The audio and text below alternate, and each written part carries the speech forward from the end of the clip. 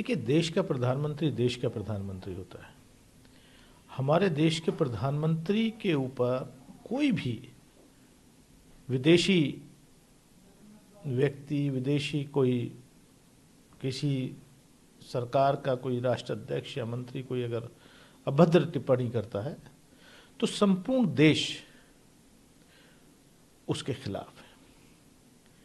लेकिन खास बात यह है कि जब लक्षद्वीप की जनता के ऊपर उनके कल्चर और उनकी जो धरोहर को उजाड़ा जा रहा था, उस वक्त ये ट्रोल आर्मी कहां थी?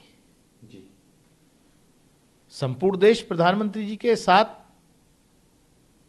खड़ा है, नो डाउट, लेकिन लक्षद्वीप की जनता जब पुकार रही थी कि उनकी डाइवर्सिटी को, उनके कल्चर को बचाया जाए, तब उसको नष्ट करने के लिए जो है मोदी सरकार पूरा काम कर रही थी।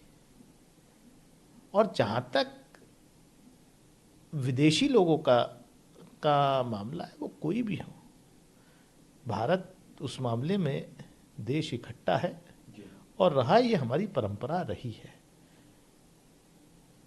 और खासतौर से हम लोग उस माहौल में परवरिश हुई है जहां पर हम लोग लोगों को कपड़ों से नहीं पहचानते, उनके लिबास से नहीं पहचानते। देखिए, आप अपनी चॉइस से अपना पड़ोसी तो बदल नहीं सकते, और ना चाहने के बावजूद भी उसके पड़ोस में रहना पड़ रहा है। वो कितना ही भी खराब, कितना ही भी बदतमीज, कितना ही भी बड़ा दुश्मन क्यों ना हो, तो ये तो हमारी चॉइस नहीं है।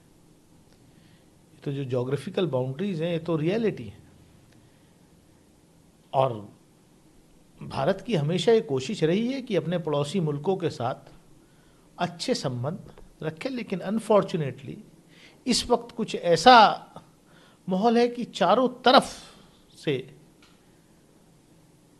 हमारे पड़ोस के मुल्कों से रिश्ते उतने बेहतर नहीं हैं जितने होने चाहिए।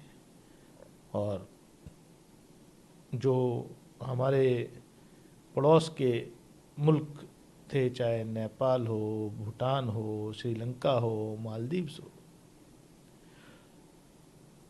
उसमें चाइना का पेनिट्रेशन ज़्यादा बढ़ गया है, जो चिंता का विषय है।